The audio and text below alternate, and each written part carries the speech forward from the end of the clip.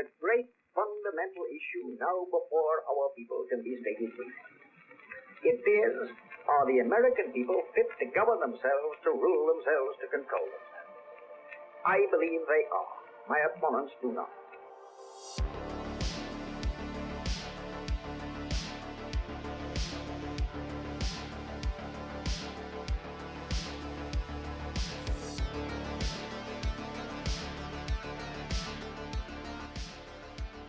I believe in the American Constitution. I favor the American system of individual enterprise. I am in favor of protection. I believe in the permanent court and further limitation of armament. I am opposed to aggressive war.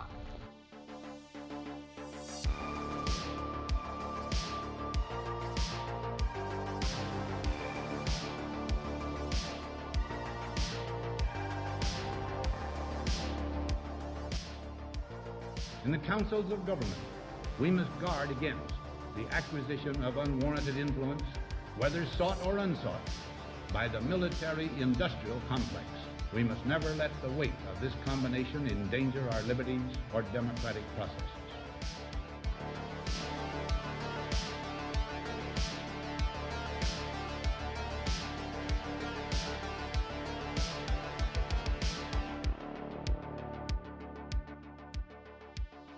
Whether we shape the future in the image of our hopes is ours is to determine by our actions and our choices. If we succeed, generations to come will say of us now living that we mastered our moment.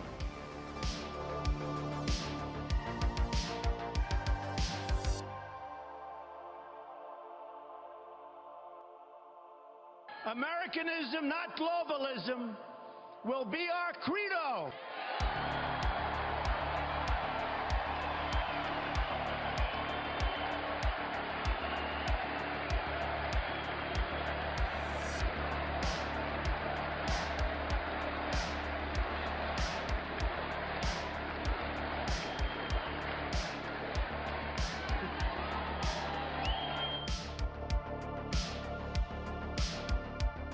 Leading the right out of the ashes, this is The Right Take. Hello, everybody, and how is it going? Welcome, welcome, one and all, friends. This is episode number 90 here on The Right Take. A big milestone there, guys. We are getting ever so closer to the 100th episode milestone. It'll be here before you know it, folks. We'll be celebrating our gold anniversary, or is that gold, or is because I know silver is 25, maybe 50 is gold, maybe it's 100 diamonds, or is it platinum? Who knows? We'll invent our own precious mineral to celebrate 100th episode. We'll call it Magaite or something. I don't know. But before we get to that milestone, folks, we have here for this 90th episode a very special episode, as always. Spoiler alert, real quick. I am your host, Eric Lendrum. Jacob is not here this week, guys. He is down in the trenches, as usual. He will be back next week, though. But for this episode, don't worry. You won't have to put up with another episode of just Eric. We have someone on the line here. A guest. For the first time in a while, it's been far too long since we've had a guest, and it's certainly been far too long since we have had this guest. He is your guys' favorite. He is a man who, whenever he is on this show, he never, ever fails to guarantee that he will provide the highest quality infotainment. The episodes will always be fun and entertaining, but they will be informative with the information that the mainstream media does not want you to know. He is a journalist, but a real journalist, not one of those fake news hacks. It is time to have him back on to talk about a great topic, a fantastic subject that I know we're going to have a blast with. He is now back for the quadfecta here, his fourth appearance on The Right Take. The man, the legend, not the myth because he is 100% real, but the man and the legend himself, the one and the only Valiant News' Tom Pappert. Tom, welcome back to The Right Take, my man. Well, thanks for having me back on, Eric. Your intros are always so nice. I feel like I need to go take a shower now. only after this 2-hour plus long discussion, or however long it ends up being, because these episodes always go on for a delightfully long run time. There are some people who say like, oh, some episodes can go too long. No. When Tom Pappert is on, there is no such thing as an episode that is too long, especially not with this juice, this sauce that we are going to be covering here on episode 90 of The Right Take.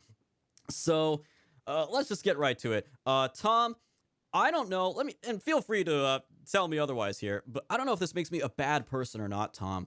But as a man, I love drama. All right, I love drama. I love drama. I love political drama, and I love internet political drama. 2023 is the year of A-logs. Let's go. We got it all going down. It's John Doyle versus Nick Fuentes. It's the Kino Casino versus Ethan Ralph. It's Andrew Tate versus the world. And and this one. But all those things, all those Kino conflicts are blown out of the water by the magnitude of this one. It has absolutely gone viral. It's got the whole conservative right-wing media sphere talking about it. Tom, my man, please give our viewers, our listeners, a summary of this incredible drama between Steven Crowder, Mr. Mug Club himself, and the Daily Wire. Well, I have to admit that it may not be the most masculine personality trait, but I too like drama. And so I've not only seen Crowder's 2 or 3 videos on the subject, I've now seen the Jeremy Boring response. I've seen the Mark Dice response to the Jeremy Boring response. I've seen the Anomaly response to the Jeremy Boring response. I've seen all of the Daily Wire responses. I think I may actually be an expert on this subject. And after reviewing all of the materials, I'm reminded of Henry Kissinger when he was asked, I think it was about the Iraq-Kuwait war. And he just goes, ugh, can't they both lose? And I think that's where I'm at. So for people who don't know, Steven Crowder is the most popular conservative on the internet. He can get, I think he had 70,000 people watching live on Rumble when he was doing his election coverage last November. He can regularly get tens of, I mean, it's not a joke. He is the most popular guy out there. And so he has always been at a company, though. He's been at various over the years. Most recently, it was The Blaze. Before that, it was CRTV. And who knows what their deal was, but he pumps up this mug club. Everybody thinks he's got mugs. This will come back later. Come to find out, he's leaving The Blaze. He's going to shop around a little bit. This is apparently what he's telling us, at least.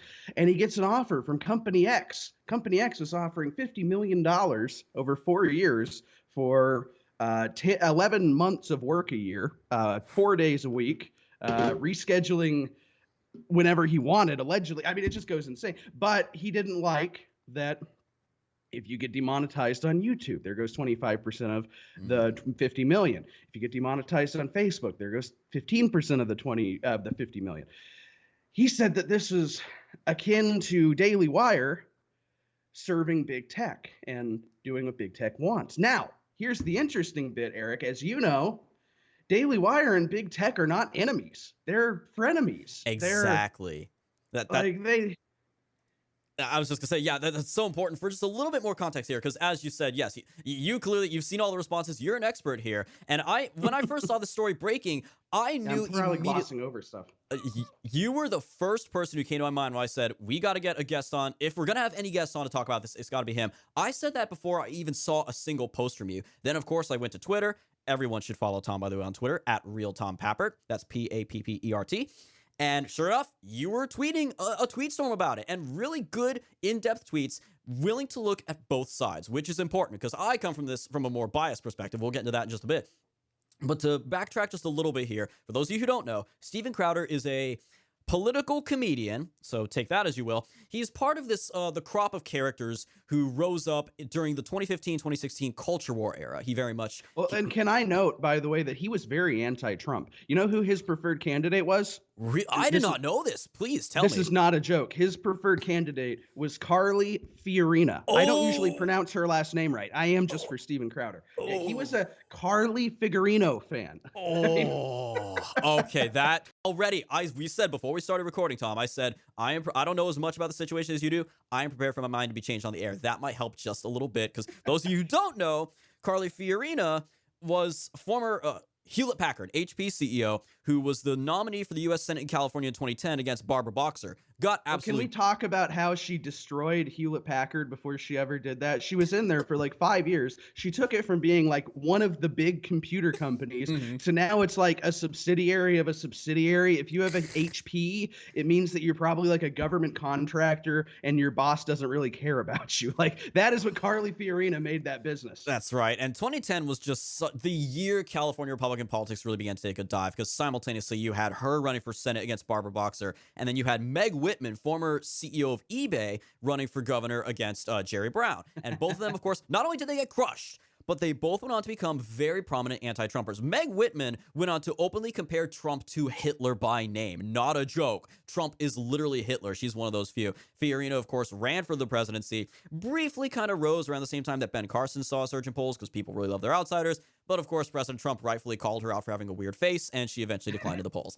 Who could vote for a face like that? We'll never forget she was almost vice president under Cruz. That's right. I forgot about that. Oh, what a blast from the past. That was a last-ditch effort from Cruz, who was the runner-up, the only one who had a chance. That was before the Indiana primary. Last-ditch effort to try to get people to rally behind him. He said, Carly Fiorina will be my running mate. An outsider, a woman, let's go. Proceeds to get absolutely dabbed on in the Indiana primary. And so Steven Crowder is sitting there going, yeah, this is my team. This is my team. Little Ted Cruz, who at the time was doing the most underhanded, dirty political tactics, and horseface Fiorino. I mean, like, this is nuts. And so this is the thing about Crowder. He is much better. What he has done, I argue, is like objectively great. He does great work. Changed my mind. Amazing. Going to these college campuses. Well, and yeah, I mean, he has forever changed the culture. And you could argue the same about some of the Daily Wire guys, like with Matt Walsh's What is a Woman documentary and stuff like that. But fundamentally, it really chafes me. And maybe it's just because I'm not rich, but it really chafes me that these guys who were anti-Trump and were basically just towing the establishment line have now positioned themselves to be the outside renegades. And maybe I'm just like selfish, maybe I'm petty, but maybe it's not the best practice to be like bragging about turning down $50 million and then be like, I'm doing it for the next generation. Okay. Yeah, when people literally can't afford eggs right now. I mean, yeah, that's what people want to hear about. That is true, because, yeah, and again, as I said this to you before we started recording, I've never been a huge fan of Steven Crowder. My only previous connection to him, very tangential, is that he used to be a voice actor back in the days, and he voiced one of the characters on the hit animated children's television series Arthur, which I did watch as a kid. How he makes the transition from that into conservative political comedy, I have no idea. Well, his mom's an actress, I believe. Oh, okay. So, yeah. And maybe being a show business family, maybe that explains why, for among other reasons, as I also want to point out. Of that crop of characters, 2015, 2016 was such a great year for culture warriors. You had people like Milo Yiannopoulos, Lauren Southern, Gavin McInnes, Paul Joseph Watson, all these people going on college campuses. Steven Crowder was one of them. And of those, though, that whole batch, great people at the time. They were very useful. Milo, to me, was the number one most important of that era. But of all those, a lot of them have since ultimately kind of faded from relevance, either deliberately or unintentionally. You know, Lauren Southern and Mike Cernovich and others who've just faded or are just shadows of their former selves. Cernovich is still out there. He just blocked everybody on Twitter, so nobody can see his tweets anymore. But he blocked everybody and started simping for Islam. Is that right? Like, he now thinks Islam is great, unironically, or something like that? I think so. And then, of course, Southern, she took her 2 years off. We find out there's all this drama and infighting all these years later, but, sorry. She retired from the right and then comes out of retirement to continuously now take pot shots at the right, kind of like Ashton Birdie and a few others. But either way, Crowder was one of those very few who managed to build up and maintain a stable, sizable, and respectable profile for himself online. And just going through his social media followers, as you said, yeah, it's no exaggeration to say he has one of the biggest followings on the internet. He has 1.1 million subscribers on Rumble, as you pointed out, where his live election night coverage of the midterms did very, very well. 1.2 million on Instagram, 1.9 million on Twitter, 3 million on Facebook, and then here we go, the big cheese, 5.9 million on YouTube. And actually, when I first looked at it, he had 5.91 million prior to posting the first video that started this drama. Really? He lost a few. Oh, actually, I thought I saw that he gained a few. He went from 5.91 to 5.94. So in the span of Just over 3 days, he gained 300,000 subscribers from this. Funny enough, though, all the comments on this most recent video are all concern trolls saying, "Oh, you're the wrong," probably sent over by Daily Wire. But point being, he has a substantial following, which I think is worth noting. For an individual is respectable. Of course, there are plenty of brands like Daily Wire and Breitbart that have millions and millions upon millions of followers, but for a single person to have that kind of following, you only see that with a few others, like Dan Bongino is another one, where a single person is the name and is the brand. And he's built it up and maintained it all this time. He does well on the alternatives, and he does well on the mainstream platforms. Of course, as has been documented, he's been banned and temporarily and demonetized from YouTube quite a few times, which has led to this kind of spat with X company, which he didn't name right away. And I actually did want to play a quick clip here. I just want to note real quick that while he is his own brand, Steven Crowder is a brand, he has always been part of a bigger institution. Sure. And so the only, there's very few people who are actually independent. There's Mark Dice, Anomaly, and for better or worse. I mean, there's nothing wrong with working for somebody else, but sorry, right, I don't mean to interrupt. No, that's fine. I just, and to get back to the origins of this, because we've mentioned Daily Wire by name already, but he did not start off naming them right away. And I just wanted to play, this was the original clip that I saw, that I think this was the one making the rounds on Twitter, over 1 million views. This is a clip from a longer video he posted on YouTube, simply titled, "It's Time to Stop." Cue the filthy Frank green screen reference here. It's time to stop! But for the first time, I have to say that I believe many of those in charge in the right-leaning media are actually at odds with what's best for you, the viewer, the customer, and more importantly, the country. We here at Mug Club, we thought that we were all in this together, that we were fighting the media, entertainment, industrial complex. We thought that we were all genuinely taking it to big tech. But too many of those in charge of the big conservative platforms are verifiably in bed with them. Big tech is in bed with big con. The people you thought, the people I thought were fighting for you, a lot of it has been a big con. Now, I'm specifically avoiding naming names or going after individuals in this video, because I genuinely hope that those I'm addressing, and you know who you are, have a change of heart. It's never too late to do the right thing. Guys, this is a genuine plea. We can all do better. We can all do better. It doesn't have to be this way. And please, don't make me have to provide receipts. So that was the clip heard around the world where, of course, he suggests a particular company, doesn't name names, but says, of course, the infamous social media phrase now, "Don't make me provide receipts." So I remember the speculation around this, Tom, on social media. Initially, people were wondering, who could he possibly be talking about? Could it be Fox News? Well, that's kind of too obvious. Very quickly, speculation arose that it was probably the Daily Wire, because they are arguably, in terms of overall reach, and probably in terms of money, the largest online conservative brand right now. Like, even more so, maybe rivaled by Breitbart, but certainly they're bigger than Daily Caller. They're bigger than a lot of these others. And the piece of evidence for me that confirmed it is that the Canadian Kermit professor himself, Dr. Jordan B. Peterson, he shared that video from Crowder. He shared it wasn't just a retweet. He shared the link to the YouTube video with the caption, quote, "Steven Crowder on the hypocrisy of the conservative legacy media," with conservative in air quotes, and then the ... after media. Within 3 hours, screenshots were posted. Within 3 hours, he deleted that tweet. He didn't know it was about Daily Wire. He did not know until he got the call from the man with the most perfect last name in the world, telling him, "Delete that tweet right now, professor. Delete that tweet or we'll boil you like a lobster." So he deleted the tweet, and that just all but confirmed. Because, of course, who does Peterson work for now?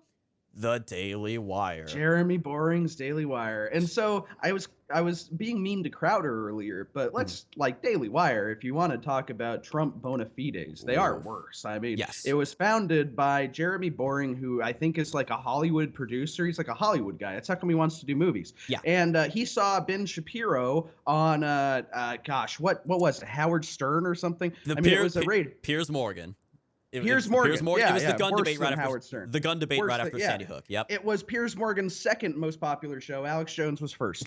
And so Jeremy Boring sees Shapiro on there, and Shapiro, the idea, and suddenly, and then the idea, and conservatism is, and so he just thinks, Here's a copy of the Constitution. Wow, this kid is just so great at talking really fast, but he looks like a little dork. If only I could take this kid. And this is all public, by the way. Jeremy Boring did an interview about this in 2017. It was the whole like, it was like a Variety or Hollywood Insider. Yeah. And for those who want to find it maybe easier, go to bigleaguepolitics.com, and Pete Nebraska wrote an article about it way back when. Good to know. So it's public. And Ben Shapiro, I'm trying to talk like him now. The idea, suddenly. But Ben Shapiro, meanwhile, was not happy with his job at Breitbart News because Breitbart was going in the direction of becoming a pro-Trump publication. Yes. Ben Shapiro, I believe, this is my personal opinion, invented a fake reason for himself to leave Breitbart and get a bunch of followers. So he was doing exactly, in my opinion, what Crowder is being accused of doing. This bimbo, Michelle Fields, claimed that Trump's security assaulted her, threw her down to the floor, beat the crap out of her. She was like Nelson Mandela, man. She was just being perpetually oppressed, man. Joe Biden went to go visit her while she was in jail. It was later determined that this was all totally fake, by the way. She was a liar. She was one of the first anti-Trump women who lied. The security camera footage. Yeah, she particularly blamed Corey Lewandowski, the original campaign manager. Yes. But he very just firmly but politely pushed her out of the way when she was trying to crowd too close to Trump. And she's claiming that this is WWE. People are grabbing a chair. And Shapiro, so she left Breitbart because Breitbart refused to stand by her because she was a liar. Yes. And Shapiro, the original white knight beta cuck, follows her out the door. He's like, I can't have this. We must respect women. Believe all women. And he never got called on it. And he goes out and immediately starts the Daily Wire. So I believe, my personal opinion, he knew the Michelle Fields thing was fake. Michelle Fields is retired from politics. She's raising babies. Good for her. Yeah. But Ben Shapiro, I think, saw that as his opportunity to leave Breitbart and take a bunch of readers from Breitbart to his new startup that Jeremy Boring was funding or partnered with him on. That's right. Daily Wire was literally created out of feud over to Trump or not to Trump. That was, I remember I was in college at the time. That was the Ben Shapiro or Milo Yiannopoulos question when those were the two big stars at Breitbart.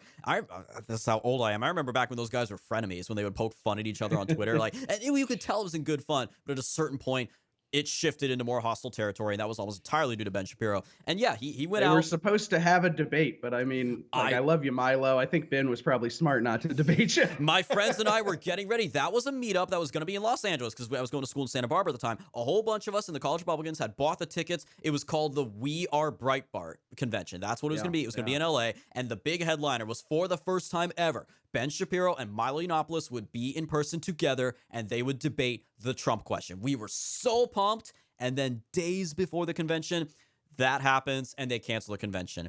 And again, get back to Michelle Fields real quick, just as a reminder, because this isn't just a matter of Trump. She also previously made accusations of being beaten and assaulted, whatever, against Leonardo DiCaprio's bodyguards, Alan West's bodyguards, and the NYPD while she was at an Occupy Wall Street protest back in 2011. And all of them were proven false. Every single one. So she went after Leo, and I guess Leo determined she was too old for his taste, and her bodyguards told him to piss off. And yeah, just an absolute disgrace. And like you said, yeah, she's not in politics anymore. She's not relevant anymore. But from the ashes of that feud rose. And I know we sound like historians, but this is all important to know because you have it's almost a false dichotomy because you have two sides of this that are both institutional, that were both anti-Trump in 2015, that both had to cope and seethe their way into being pro-Trump as the man got elected and went into office. It's silly. It's not like any of these people are Alex Jones or Eric Lindrum or Tom Pappert. These are all titans of industry, and we're acting like anybody is struggling here. I don't know. Sorry. Exactly. No. That's a fair point. That's a fair one. Because at the end of the day, even if Trump didn't win, even if we got Hillary, they would all still be doing fine. They'd be making their fortunes as the resistance media. We're resisting the Democrats. It all would have been the same. And I think that's maybe a point that Crowder was getting at here. Because again, to go back to this whole drama, so ultimately, yes, it was confirmed that it was the Daily Wire he was talking about, and they offered him $50 million for, what was it, 4 years? I think that was the contract, but he had to be in compliance with big tech's terms, including, you know, you're not allowed to say the 2020 election was stolen. You're not allowed to talk about the Chinese coronavirus, the Kung flu, originating from a lab in Wuhan. Like all those rules you would have to submit to. You have to also realize that he wasn't just going to have a YouTube show under this contract. Crowder currently has a YouTube show where he abides by all those terms, but then he also does, I think they call it the piss YouTube off segment. and I guess I'm speaking in present tense, but this is 2 weeks ago when he was still at the Blaze. Yeah. And that would air exclusively on the Blaze. I used to be a subscriber before they fired Gavin McInnes. I remember those days. But so that goes exclusively on the Blaze. It's not going to get demonetized. They will punish you for off-platform behavior if they determine it's offensive enough, as with Alex Jones confronting Oliver Darcy in Congress back when. But in all likelihood, you're not going to run afoul if it's behind a paywall. And so I don't understand this Crowder thing, because it's exactly the same rules that he's working under now. That's one criticism that I have. Another thing that's important to look at is we're all on big tech to some degree, and we all have to be cucks to big tech. I was a big pusher in early 2017 of let's get on alt media, let's get on alt tech. Nobody really listened, and not that I have the cachet to push this, but when you now have this situation that everybody is still dependent on big tech, we are, what is this, 2023? So 5 years after Alex Jones was banned, I don't see how any company could be expected to depend on the revenue, lose the revenue, and then still pay as though you have the revenue, which is what Crowder, I think, wants Daily Wire to do. Yeah, and I'm willing to understand the argument that, yes, we all do still have to cope with big tech being the big thing right now, that we can't all have, there are exceptions in conservative alternative social media that are really successful, Rumble being the big one. Rumble, as certainly due to the fact that it's a video sharing platform, is generating significantly more traffic than something like a Parler or a Gab or anything else. And I was recently reminded, by the way, because I told somebody who kind of knows a lot about this industry. I was talking to another alt tech guy, and I said, well, yeah, but if you don't have big tech paying you, you probably can't afford the $50 million. That's a lot of money. And then he points out, well, Rumble said they could, because they made a bid to get Joe Rogan. Who knows if they were being serious or not? But Rumble, claims that they do have that kind of money. But generally speaking, I don't know anybody in the alt media who has that kind of money. Sure. Very few exceptions, again, unless you get investment. I think Peter Thiel did invest some in Rumble, which obviously he's got plenty of money to throw around. But yeah, Rumble, again, has done very well for itself, not just as an alternative. It's generated significant amounts of traffic and revenue that put it among like the top, I think I had seen it was among like the top 500 websites in the world, possibly. Maybe I was mistaken about that, but it's respectable in its own right. So things like that. And Crowder, as you mentioned, he went to Rumble when YouTube banned him. The most recent suspension was right during the midterm elections. So he did his midterm elections coverage on Rumble and got like 70,000 live viewers, which is impressive. Those are big by YouTube numbers. So, but then you contrast that with, say, for example, Tom, if neither of us knows, then maybe that answers the question. Are any of the people from Daily Wire on Rumble, or are they sticking with YouTube? I think some of them are on there because their content strategy is directing people toward the paywall. Right. And that's, I just view it as that's probably the smarter way to go. But if you want, yes, the short answer is yes. I think they're on there, but I don't think it's their primary shtick. But they may even have deals with Rumble. Rumble will pay you if you're a big conservative to go on their platform. That is true. But as we hinted at before, yes, Daily Wire is in good with big tech. It was reported a while back, actually, that, of course, the biggest social media platform they have, it's not even YouTube. It's Facebook. They are big on Facebook. And it's either Ben Shapiro's page or the Daily Wire page. It's one of those two. But it's always a Daily Wire article. Exactly. And there was a report a while back that, of course, we all know about shadow banning. Jacob and I just did a deep dive last week into the Twitter files and the art of shadow banning.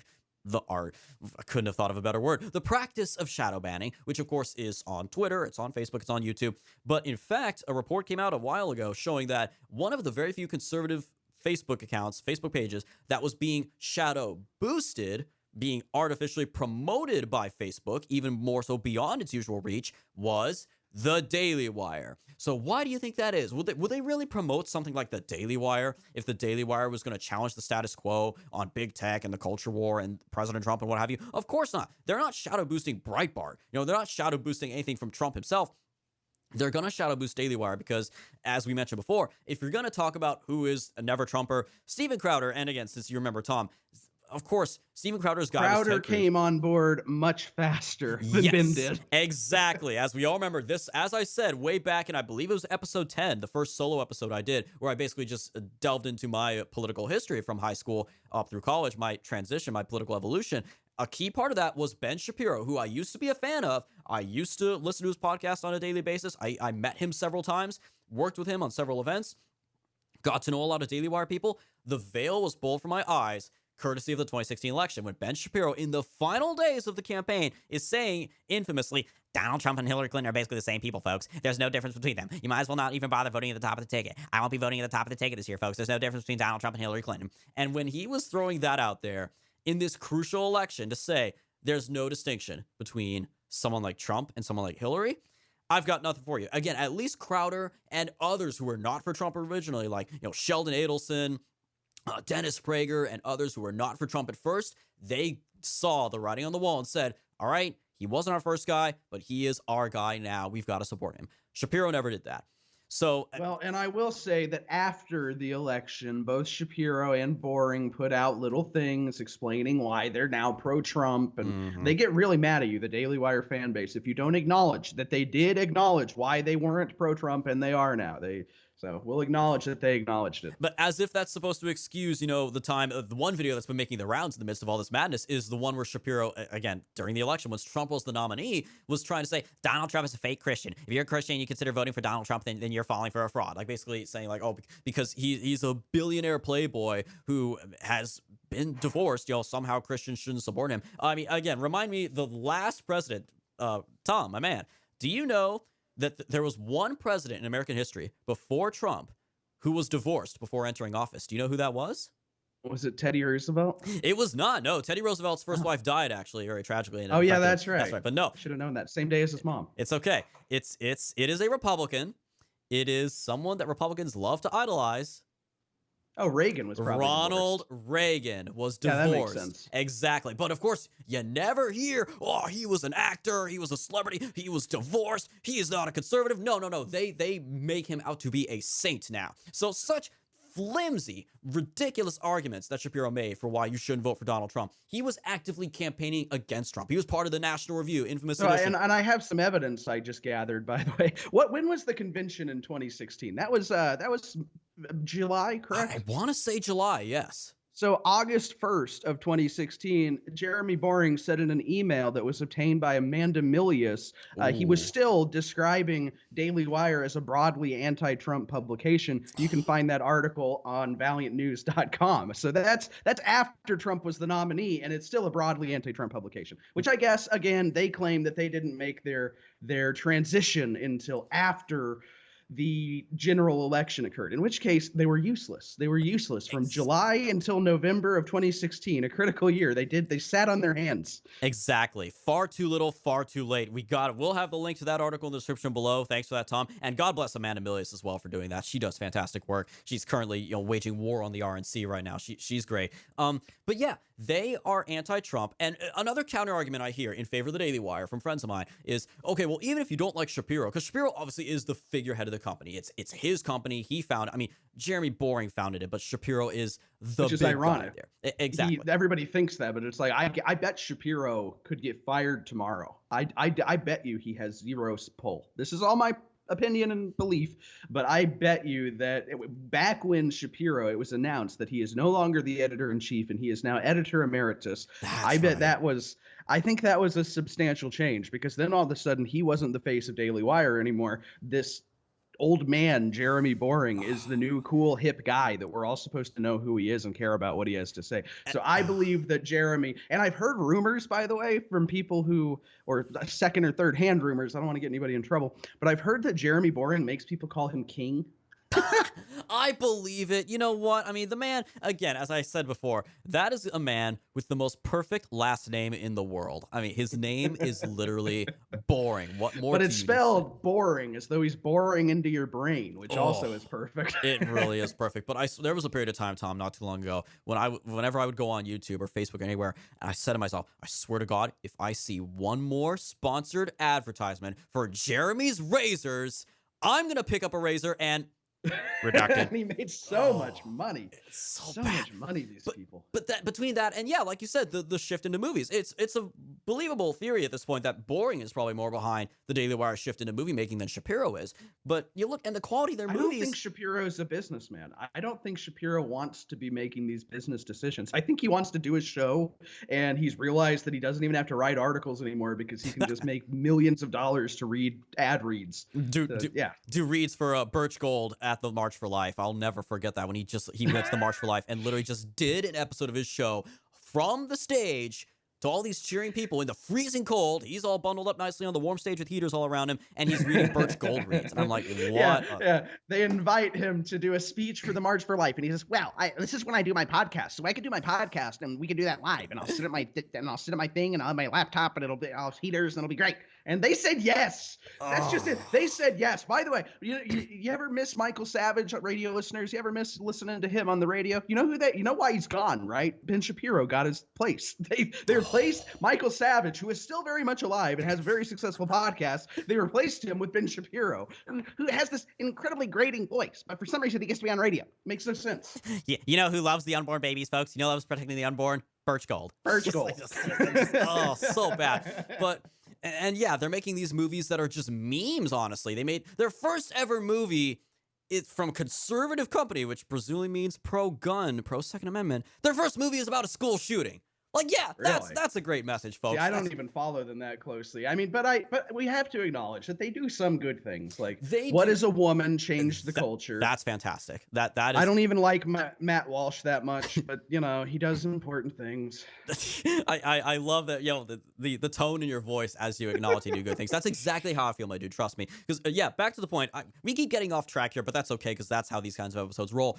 The arguments I hear from my friends in defense of Daily Wire is, okay, even if you don't like Ben Shapiro or Jeremy Boring, they have so many cool people there. They've got Matt Walsh, Andrew Klavan, Michael Knowles, Candace Owens. They got Jordan Peterson. And I'm like, yeah, those are people I like. Matt Walsh, of course, famously, over the course of the events of 20, became so much more violently based as a result of everything that's happened. He is now full-blown. He will say the edgiest stuff about trannies and about BLM, and he's great. I love it. Andrew Klavan is great. I do like Candace Owens a lot. I've always liked her. I remember actually, I wrote an article for American Greatness way back when she got into a big argument with Ben Shapiro on Twitter before she worked for Daily Wire over Trump having Kanye and Kim Kardashian in the Oval Office. And Shapiro was all like, this is just a photo op. This is pathetic. What is he doing having celebrities in the Oval Office? And Candace Owens is like, okay, first off, how many presidents have celebrities in the Oval Office? It's a regular thing. But also, this is being done for the purpose of achieving a major policy change in the form of criminal justice reform. Like, you're really going to sit here and, because you hate Trump so much, you're going to bash him and whine and complain about him having them in the Oval Office. And she basically, by the end of it all, I'll take up that article and put it in the description. She ultimately forced Shapiro to change his mind and to back off a little bit and to basically say, okay, well, fine. It was more than just a photo op. I guess some good things came out of it. Like, she basically beat him in an argument on Twitter, which never happens. So, from conservatives. So, I like Candace Owens a lot. And Jordan Peterson, again, who cropped up in that same general era Steven Crowder did, he also absolutely had a very important role to play, certainly being north of the border. But then I would simply counter with, okay, first off, again, Shapiro is the head guy there. He's their top personality over all these others. But secondly, you look at these people they get, especially like Candace Owens and Jordan B. Peterson, and when they acquire them, they basically buy them and they put them into a contract. They poached Candace Owens from PragerU, and Jordan Peterson, of course, was independent before this. He's never really worked with a big media company before.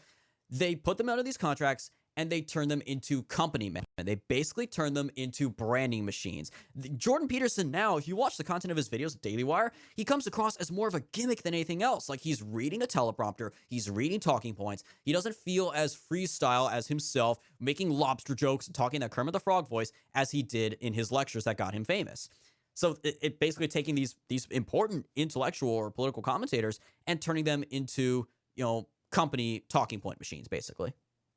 And their argument would be, I guess, playing devil's advocate, as I have been through this entire discourse. I feel like Daily Wire would say, hey, we're paying Jordan Peterson X million dollars a year. And Jordan Peterson, for all his good work, he does seem to be a little bit money motivated. I remember reading this old answer he wrote on Quora talking about how he was making this may not be the correct number, and maybe this is all, it's not really his account or whatever, but I think he was talking about making like 15 grand a month giving advice to young men on Quora.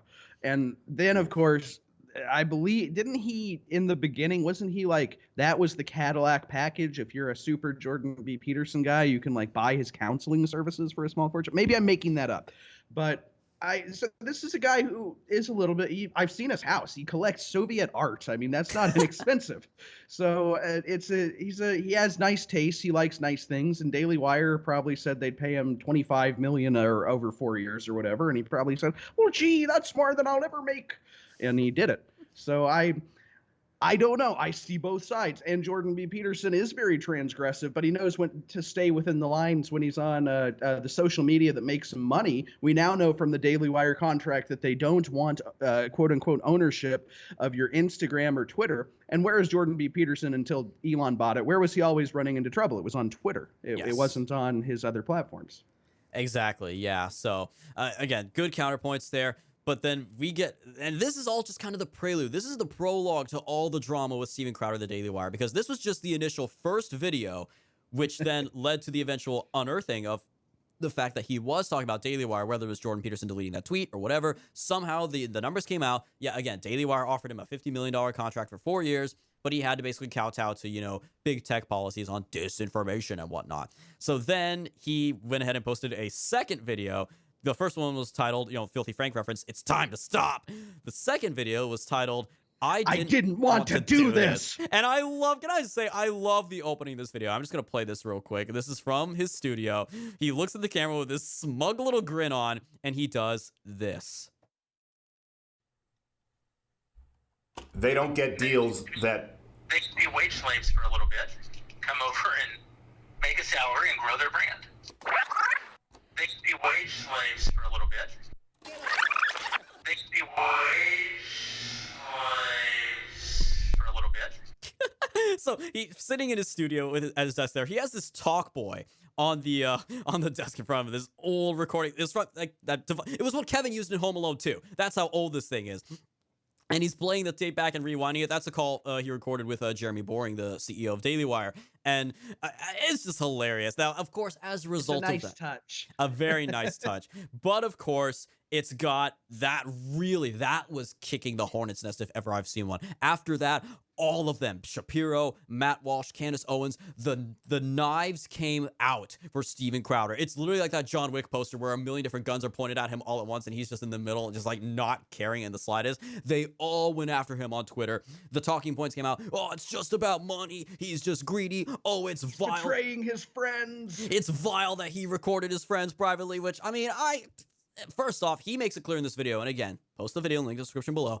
It's not just about the money. It's not about the money, he says at least. It's about the principle of basically kowtowing to big tech and being willing to be cozy with them and make these deals with them. Again, the shadow boosting on Facebook and whatnot, that goes against everything you're talking about. You claim to your audiences, we'll fight against big tech, as you turn around and, take these handouts from big tech. But even the other things, like, okay, recording the phone call. I just got to say, I'm sorry. I get it. Yeah, generally, you don't want to do that. And allegedly, he is friends with Jeremy Boring. I don't know the full extent of their friendship, what have you, or if this really was more, he never really knew Boring, but now they're talking via business negotiations. But if your problem is with recording someone without their knowledge, would Project Veritas have a career, Tom? Like, no. I mean, to be fair, I try not to. I don't think I record my friends. I record a lot of phone calls. Sure. Because I'm a journalist, and anytime I talk to some left-wing person, I'm not going to take the risk that they're going to later say they didn't tell me what they said or what they did say. But I feel like Crowder is not being entirely forthright with us here, because we now know that there's a timeline involved. Mm-hmm. We now know that they started having preliminary discussions. I believe their claim is in October. But they had started having preliminary conversations in October. These conversations quickly hit a brick wall by November, and they didn't hear anything from Crowder. Crowder officially leaves the Blaze, I believe, in December. And then they get the phone call, and I'm sitting here thinking maybe Crowder has such an ego. I've known, and ego. Trump says an ego is a very good thing to have, but maybe he has such an ego that he's just sitting there thinking, I can't believe they're not calling me back. They said they're not going to. I thought that was a negotiating tactic. I'm going to call them. Maybe that's what it is. Or maybe Crowder said, hey, I'm getting a really raw deal. Because Jeremy Boring also revealed or alleged that Crowder does not own the Mug Club. He doesn't own his own email list. And so what does Crowder own about his brand? Does he own Change My Mind, or does CRTV The Blaze own that? I mean, how tenuous is this situation? So if you're Crowder and you're sitting here thinking, I've been a company man my whole life, I've been working for Glenn Beck, working for Mark Levin, working for all these people, I could go work for Ben Shapiro and Jeremy Boring and make $13 million a year, probably cost him $3 million a year in overhead, so $10 million a year. He could do that. Or what if he could employ some Machiavellian strategy to capitalize off leaving the Blaze, capitalize off the well-known and, I believe, merited animosity for the Daily Wire, and basically torch both of these publications, institutions at once, while building back up the Mug Club, baby. Go to stopbigcon.com and give me your email address right now. Yeah, that certainly does make sense. Because, yeah, as you pointed out, I do realize now, yeah, he's always been with companies. You mentioned CRTV, which actually, remember, Tom, I'll never forget this. There was that merger between CRTV and The Blaze. I know they were in negotiations. And at the time, The Blaze was on the decline. Blaze was just going straight down in their finances. And CRTV was on the rise. They had Gavin McInnes and Michelle Malkin. They were led by Mark Levin. They had Crowder. But then I don't know who negotiated that deal. To quote our favorite president, this may be one of the worst deals in the history of deals, because somehow the deal ended with Blaze, the declining one, completely swallowing up CRTV. The CRTV brand was killed off, and it just became The Blaze, like Blaze Media. They took all of them. They fired Gavin McInnes on day one. Michelle Malkin quit right after that in protest. And she quit. I've heard now. I've learned that Michelle quit because they were doing things that they didn't consult with her on major things. This is what I've heard. Like the merger. They just did that one day. And she owned part of the company. She wasn't just a host. She owned part of CRTV. And she's like, okay, you guys are making major business decisions without consulting me. I'm not working here. She's rich. You know, her husband is good in real estate. They own like a pickleball company. Like, she doesn't need this stuff. Fair enough, yeah. But I just remember thinking that was such a bad deal. I don't know what, lawyers or negotiators Glenn Beck had on his side of versus Mark Levin. But either way, so they became the Blaze Media, which has become a more respectable conservative media empire now. They have a very broad umbrella of shows that operate under the Blaze, but not like strictly, not like Fox News style. Like, they're kind of free to do their own thing. Steven Crowder was one of them. They had that very successful podcast, You Are Here, with Elijah Schaefer and Sydney Watson, until, of course, a whole nother level of e-drama led to that podcast dying within less than a year after launching. A true tragedy, because it had potential. But yeah, The Blaze did well, and Crowder was very much the biggest. I mean, Glenn Beck is the Ben Shapiro of The Blaze. He's the big cheese there, but Crowder was their biggest, most popular personality by far. So yeah, Crowder realizes he has a chance to stake out a claim for himself as an independent man, but I see your arguments there that maybe this is just a big publicity stunt for Crowder to try to, build up a brand off of being, I'm going against Big Con. But and I come back to, what is the difference? He didn't like the terms on the sheets. So, and Boring says that he was much more willing to negotiate than Crowder says. Who knows who's telling the truth? Mm-hmm. Maybe Boring was totally unwilling to negotiate. It sounds like Crowder was totally unwilling to negotiate. But to me, what is the difference? You're going from The Blaze, which, if you want to get into anti-Trump, Glenn Beck cried on live television like 9 times because he was so histrionic about the possibility of Trump winning and Ted Cruz losing. Their whole movement was priesthood is rising. They were convinced that there's some sort of Mormon evangelical alliance to take on the world. I mean, it was utterly bizarre. And I don't know what Glenn Beck's come to Jesus was. I do kind of know that Jeremy Boring and Steven Crowder and Ben Shapiro all had okay, here's why I'm pro-Trump now. Glenn Beck went from crying on the air about Trump to being, I own the Blaze now and everybody loves me. Very bizarre. Very bizarre. That's true. Yeah. Glenn Beck never really had a come to Trump moment. You know, he, of course, infamously, he started up a friendship, a BFF relationship with Samantha Bee, this far left, feminist comedian hack who hates Trump. And infamously, he buried his face in a bowl of Cheetos in order to own Trump, to own the orange man or something, I guess. So yeah, he really is among the absolute worst of the never Trumpers. And then, he never has. And he does good work now. I think he's a good interviewer. The conspiracy theory is Glenn Beck only even exists because Fox News was intimidated by Alex Jones and wanted somebody to compete with him in the ratings.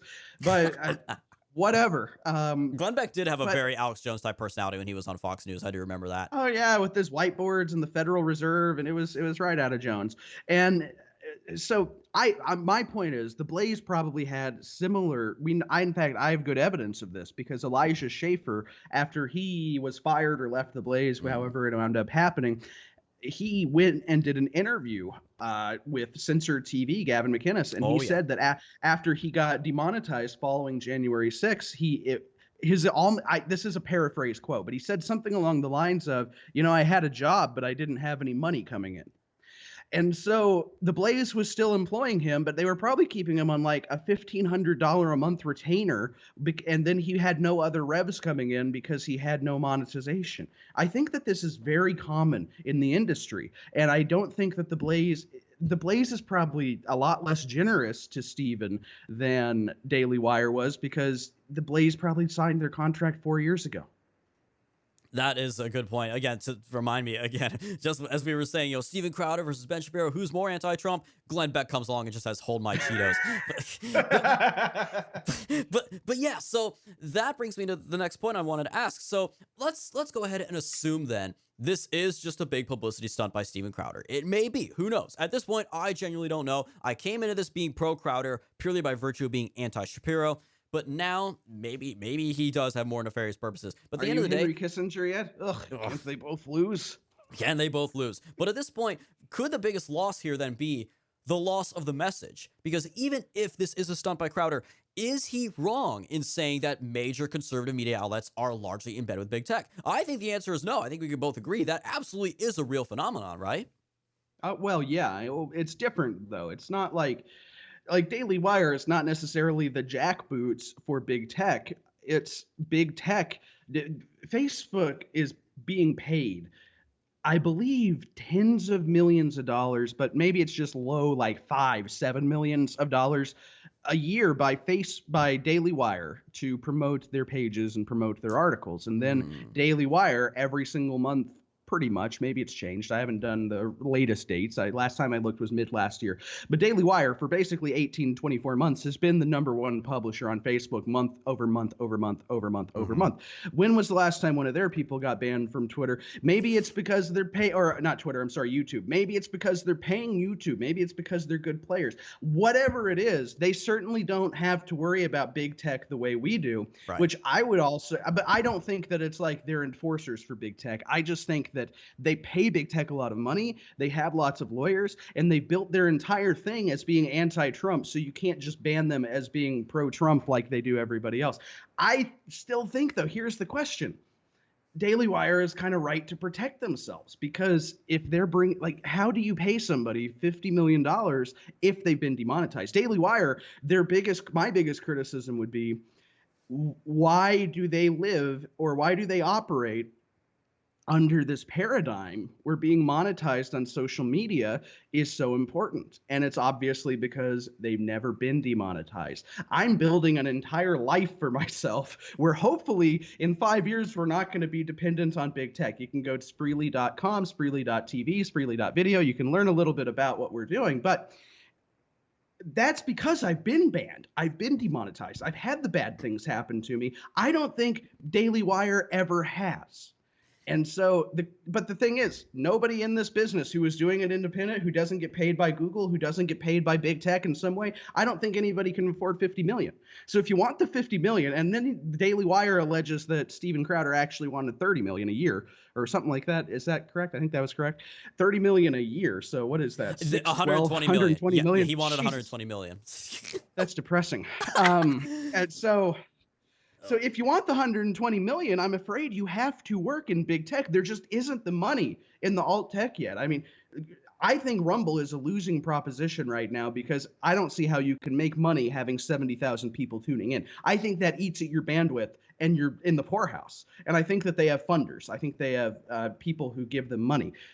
But I don't think that even they could afford Steven Crowder for $120 million. I don't think anybody can. I don't think anybody short of Fox News or Daily Wire can. That's a good point. Yeah. So it comes down to, I mean, two things. Of course, that being kind of a microcosm of the elites who do not practice what they preach because they live, you know, like the Hollywood celebrities who have great big walls and gates and security cameras and armed guard dogs, you know, ready to kill any intruder, but they turn around and say they support open borders, you know, and it's kind of similar thing here. You have types like the Daily Wire who say they're against big tech, and yet they very much depend on big tech. They don't practice what they preach in terms of going all in on alternatives. Can you imagine if Daily Wire put 50 million or put 120 million into something like Rumble or Gab or BitChute or any of these others to help like boost it, to improve their servers and bandwidth and whatnot? It could go very far. I don't think that's the solution. I don't think just like charity and doing all. If Daily Wire, this is a controversy. I hate them. Just to be clear, I've never watched any of their content. Candace Owens has always annoyed me. I'm not even going to be nice like you were. Ooh. Matt Walsh used to be cool in 2012 when he was a Christian. Now he steals all my talking points. Like, no, I don't like any of these people. They're all kind of scumbags to me. But at the same time, if their company wants to exist in the safe conservative niche, like, who am I? Who is Steven Crowder? Who is anybody to be like, you're running your business in an immoral fashion? How dare you? That's not who I think. That's silly. I guess maybe it's because I've been self-employed for so long. And the idea of somebody just coming up to me and being like, you're not doing enough to help my Picadillo project. It's like, screw you. You get out of my face. I don't want to have anything to do with you. Exactly. Yeah. So, I mean, that is a good point. Again, they don't know what it's like because they have not been there. I have been banned personally on Twitter. My personal account was banned after January 6th. And of course, we here at The Right Take, we have had multiple videos removed by YouTube. Mostly for, you know, hate speech or community guidelines, whatever, because we dare to say like, oh, you know, the 2020 election isn't legitimate, which, spoiler alert, it was not legitimate. So we've had several strikes. We've come very close to getting permanently banned on YouTube. And we're a tiny little channel, right? We don't have thousands of subscribers. We have like, 50 subscribers on YouTube, and they're already coming after us with that ban hammer. So they, of course, yeah, these people certainly will never get it. They need big tech, and big tech to a certain extent, in that, because this is all business decision. This is where it comes down to, say, you know, running a business, the fine line between running a business and pushing a political message. You can be good businessmen and do deals with the devil like they are, or you can be political and get banned from every single platform for saying your message. So you can't be both. There has to be some amount of I mean, I hate to say it, but you're kind of bending your morals to exist in society at this point. Unless you're going to go full Ted Kaczynski and move to the woods, you have to. It's true. I'm sorry. Don't go full Ted Kaczynski. Go maybe 50% Ted Kaczynski. Stop at the part where you're in the cabin in Montana. And just leave it there. Leave the universities and the airlines alone. Yeah, don't be sending any mail out there. Email only. They got internet now, but. No, it's true. There's no way you can, no person is 100% moral. It's a Christian thing at this point. Let he who is without sin. Because again, Crowder, I don't know how much money he's been making at the Blaze. I would assume they've been paying him rather well. Probably not as good as the Daily Wire gig, but he's been getting paid, and he's been making that deal with the devil every single time he shows up and works, because he's on YouTube. That's where he probably gets the majority of his views. He's working for a man who depends on YouTube to pay his employees. I mean, I I feel like it's opportunistic. I feel like we're splitting hairs. If this was me, Tom Pappert, a guy who has never worked for one of these big companies, a guy who has been banned, demonetized, lied about, Unicorn Riot got me banned from Discord because they said I'm a militia member. I lived in a 2-bedroom apartment in the middle of downtown Wichita, Kansas. I can say this because I finally moved. I lived at the corner of Rioting Avenue and Black Lives Matter Protester Parkway. The idea that I was a militia member was the most comical thing at the time. I would have been dragged out of my apartment and killed. So there's been all kinds of slander and insane things about me. And if I got a big contract from the Daily Wire and then I were to make these claims, maybe it would be a little bit better. Even you, Eric, because you've been banned and you're just a normal person. But when it's Crowder, a guy who has basically worked for Con Inc. as long as I've known him, now all of a sudden he's going to be the stop the con guy. Go give him your email and wait and see how long it takes before he sends you an advertisement. Be wary of anybody and everybody who asks for your emails, guys. That's number one. Number two, another throwback reminding me that Unicorn Riot exists. It's fitting that they're named Unicorn Riot. They can take that. I would tell them what they could do with that unicorn horn, but they'd probably enjoy it. But seriously, it's terrible people. And yes, Tom has been through the thick of it. We've been through the thick of it. And that brings me again to probably the last most important question here. With this issue, again, of big tech being the name of the game right now, if you want to make money, versus these alternatives that have some promise here and there. There's again, Rumble is not YouTube, Gab is not Twitter, but they exist and they have their roles. Tom, I don't think we've ever asked you this on the Right Take before, and I'm sure you have an opinion on this. What is your stance on that question, on this, the big tech question, the big tech social media segregation question?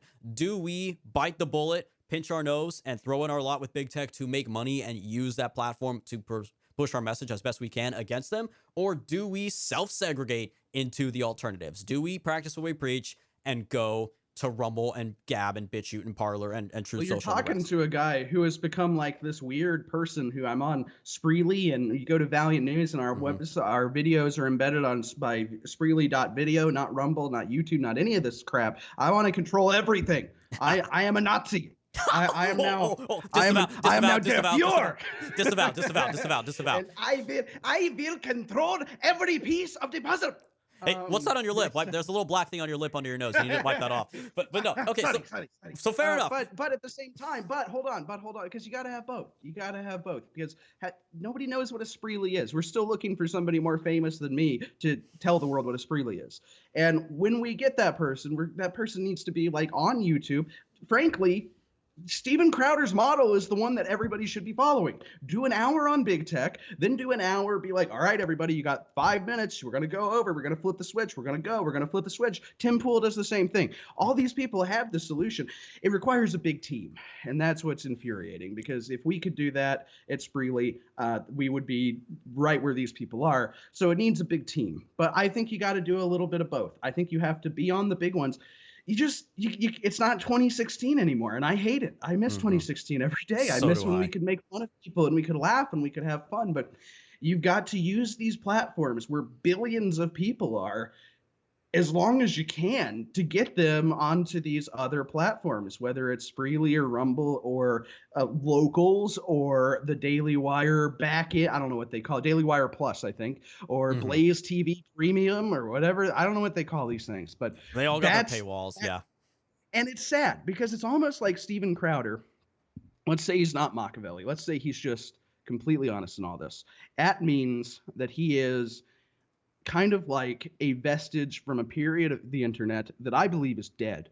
And that period of the internet was when you could fire up a webcam and you could get 15, 20, 30,000 people watching and you would get paid for it. That doesn't exist anymore. It's not just in this sector, to quote some people.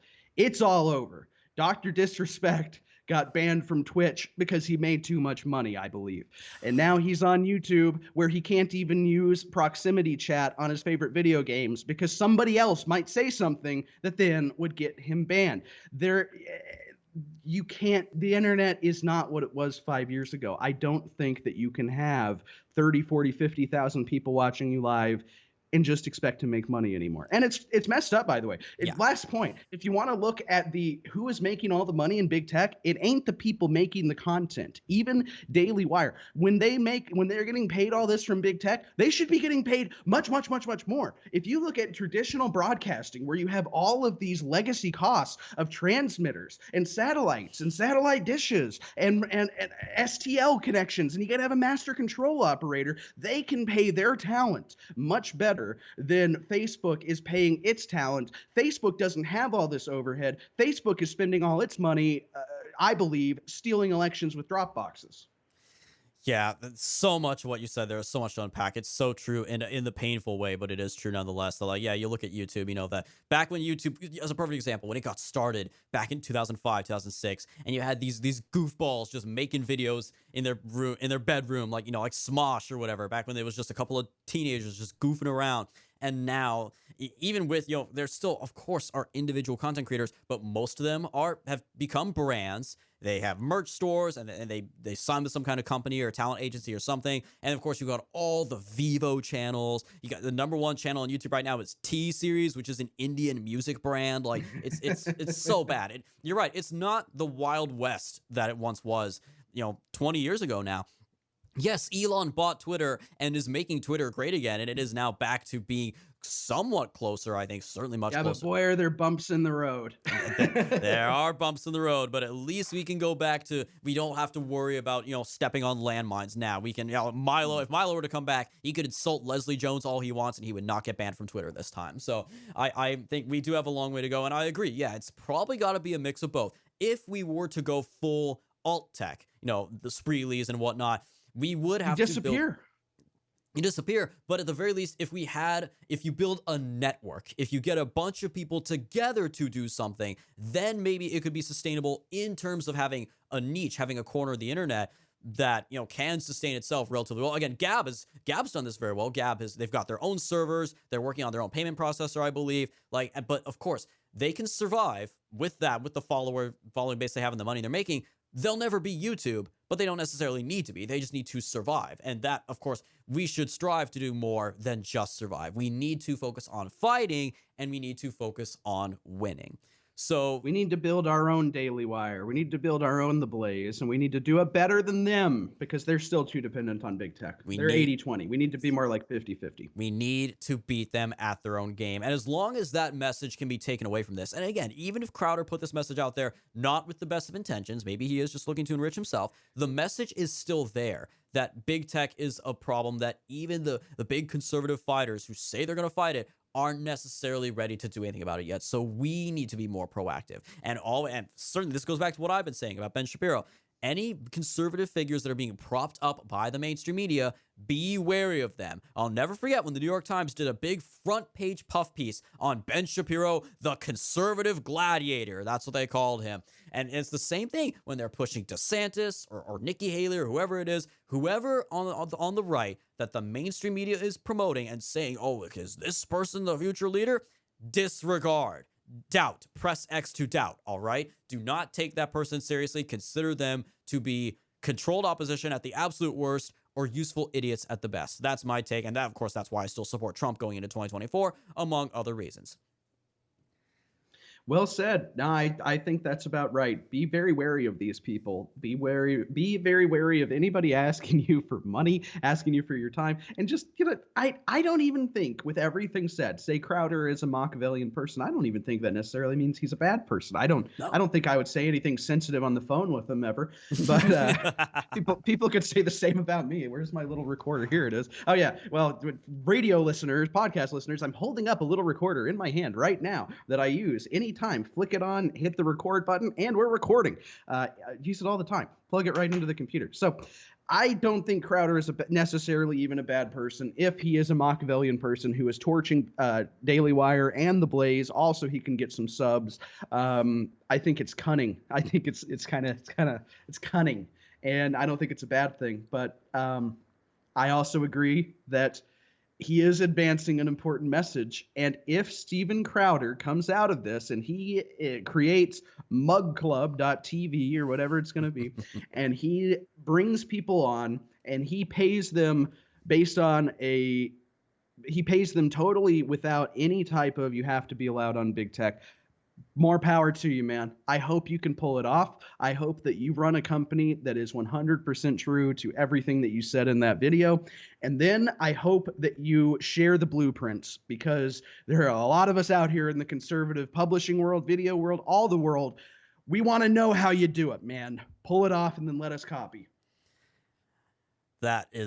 There's just so much. This is why, see guys, this is why we get Tom Pappert on every now and then. For these kinds of conversations, for these important messages to be taken away, only a man with the talent of Tom Pappert could explain it as well as he just did. Dude, Tom, as always, thanks so much for being on. Before we go, as always, of course, be sure to follow Tom and all the great work he does at valiantnews.com and on Twitter at RealTomPappert. Tom, feel free, go ahead and plug away. Can you maybe give us some previews here of what might be coming up at valiantnews.com? Well, sure. So for those who don't know, Valiant News is our fantastic little conservative website. In 5 years, you're going to regret having not made this one of your daily reads. Right now, if you go there, I think this is coming out on Monday, we should have a brand new op-ed from the one and only raw egg nationalist, who you may remember from Tucker Carlson's documentary, The End of Men. So make sure to check it out, valiantnews.com. Raw eggs and nationalism together at once, only at valiantnews.com. Where else can people follow you on social media, Tom? You mentioned Spreely.com, Spreely.tv. You can see all of our video content at Spreely.video. Spreely.tv is where you can see our live content. And if you want to check out a new and upcoming social network, we're starting to get a decent chunk of active users. Spreely.com. And I'm on all these things. Valiant is on all these things. We hope to see you there. And we hope that you will see how it looks when some normal guys without institutional backing are trying to change the world one website at a time, one alt tech creation at a time. Exciting times, folks. There are plans that are being made. So yes, here at The Right Take, we do #trust the plan. When the plan is by a man like Tom Pappert. We promised you that in 2023, exciting things were going to be coming, courtesy of us and our friends. You will have to wait and see what some of those exciting things are. And maybe you can help be part of those things. Thank you, as always, Tom. It's great to have you on, and we look forward to the next one. Thanks, Eric. Always a pleasure. And thank you guys so much for tuning in, as always, for this, the 90th episode of The Right Take. As always, be sure to follow us for all of our latest content at our website, righttakepodcast.com. The full list of social media websites and podcast platforms where we are available, righttakepodcast.com/subscribe. And as always, if ever you guys are feeling oh so generous, I swear we're not going to ask you for your emails, righttake.com/support. We'll talk to you next week, guys.